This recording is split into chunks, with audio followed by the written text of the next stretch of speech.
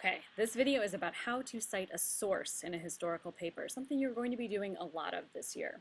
This is also an important skill to learn for citing another author in really anything that you're writing.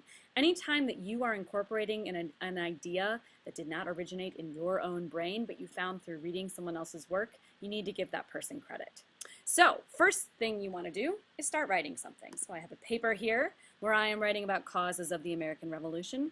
I'm starting to kind of build my introduction here, and I've done some research that I want to kind of incorporate into my opening sentence. So I've started out by saying many factors influenced the American colonies' decision to rise up against Great Britain's rule.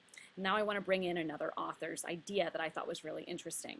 So I've done some research online, and I've found this article from the Gilder-Lehrman Institute of American History.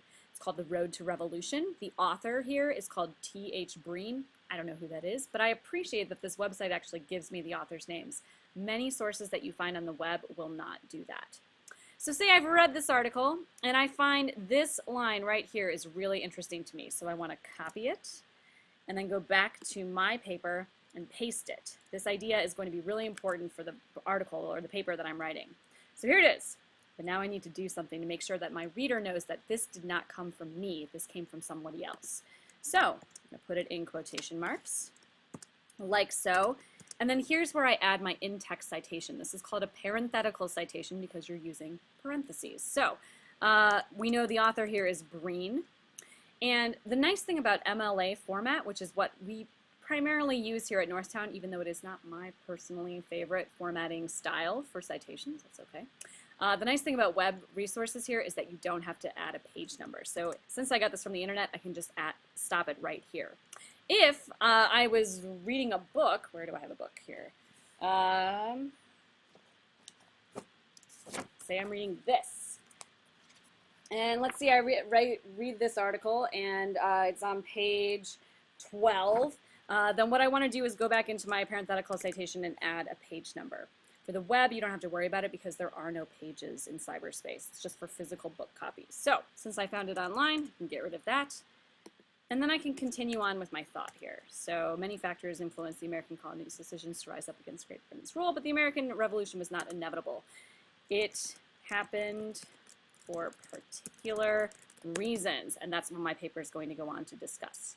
Pretty simple, but I want to show you some examples of how people often do this wrong. So just looking at some old examples here of student work.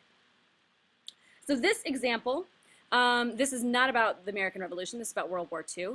And you see that there's some quotes in here, and here's a problem area right here. It says in the text, with the family shifting roles, each member was initially shocked, blah, blah, blah. How am I supposed to know as the reader which text that's referring to? What this citation needs is right after this ending quotation mark, it needs to tell me what the website is. If the author's not there, then it wants to give me the website title, which I think is this one up here, The American Family in World War II, but it's not clear to me from this where exactly this idea came from, so it would not be acceptable as a good citation. Here's another example. So this one, the author here is being introduced first. As John Roseman said in his article, back then elementary school classes often held more than 40 children, blah, blah, blah. And then at the end you'll notice there is no parenthetical citation. This is okay because at the beginning the author here of this paper has told me where they get this idea from. So it's something that your reader has to kind of pay a little bit more attention to, but it is acceptable. If you're not sure if your reader is going to be able to figure out who the author is, it's always better to be safe than sorry and put a parenthetical citation if you're not entirely sure. Third example, this one is about the Great Depression. The stock market crashed and there were serious consequences, and here's where the quote begins. The Great Depression was particularly severe in Chicago, blah, blah, blah, and here we have a perfectly formatted parenthetical citation, Deutsch, here at the end. Now I can look at this person's bibliography and see exactly what article this person is talking about, where they got this idea from.